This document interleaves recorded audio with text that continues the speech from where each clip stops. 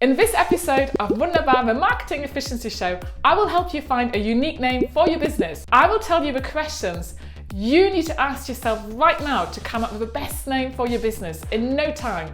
I know it's so exciting when you start out as your own boss, but what if you simply can't decide on the name for your business? All the cool names on social and online are already taken and you find yourself completely stuck. So stuck that procrastination is at an all-time high and you get nothing done. Does that sound like you? Make sure you watch my sweet tips for finding a unique name for your business. Plus, I will reveal a sweet secret about my own business name, Lollipop Social. Hello my sweet YouTube family. On this channel, I share personal branding and social media tips. So make sure you subscribe now to never miss a new episode. Now, let's start by talking about your mindset. When I started my business, I really just wanted to hide away. Look at my first website. Do you see me anywhere?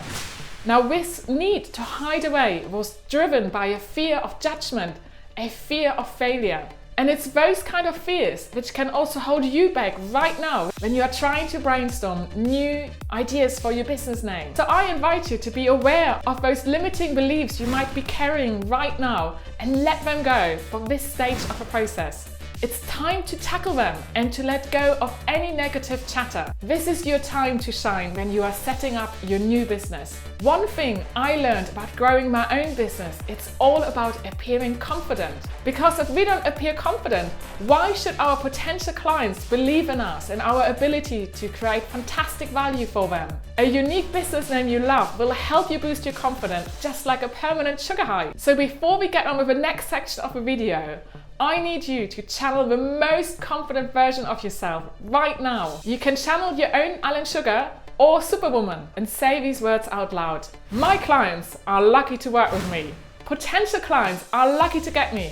Have you said those words? Let me know in the comments. Now it's time to tuck into the super sweet stuff. Here are my tips for finding a unique business name. Ask yourself these 3 questions. Have you found a niche already? If yes, your niche should really guide your naming decisions. Use a name which resonates with your niche. And when I say niche, I really mean your ideal clients, your ideal audience, people who want to work with you, who you want to work with, and who can afford your services. So be guided by your niche. You could come up with a business name which is completely made up. Check out websites like Namelix for some out-of-the-box thinking. It could be a name which relates to your service or how you benefit your ideal audience. It could be a name which relates to the location where you're based, or it could be a name which relates to your story and your why. Whatever you do at this stage of the brainstorming, don't censor your thinking. Just list all the ideas you have. But what do you do if you don't have a niche yet? Ask yourself, how flexible do you want your name to be as you evolve your offering? As you get to know who you can help the most, how you can help them in a way which makes you good money. So if you are stuck with finding your niche, watch my next video in this series, which will be linked in the comments. Second question is, how do you actually feel about using your own name? Remember we said earlier, running your own business is about being your own boss and being the bravest, most confident version of yourself. So just for a moment, consider naming the business after your own name. How easy is it to spell your name? Is it a very common name? What comes up when you search for it online and across social channels? Is it still available? I invite you to consider, if it is available, to actually use it for your business. Why would you not? Using your own name, it doesn't get more unique than that. I know for me 3 years ago, I was held back by these fears. I'm really worried about using my own name.